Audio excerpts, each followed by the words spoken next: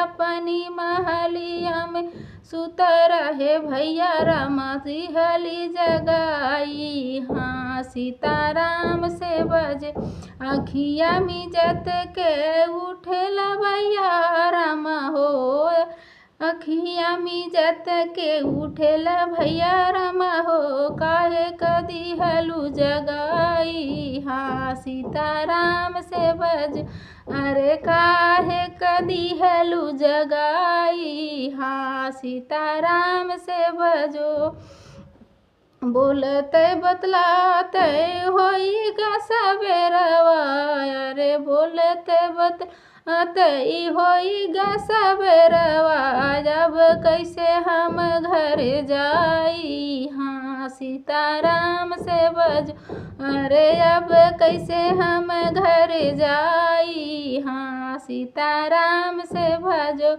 उमड़ी है गंगा घुमड़ी है गंगा, अरे यमुना यारे का उमड़ी करार के लागी। हाँ सीताराम से बजो अरे उमड़ी करार के लागी। हाँ सीताराम से बजो।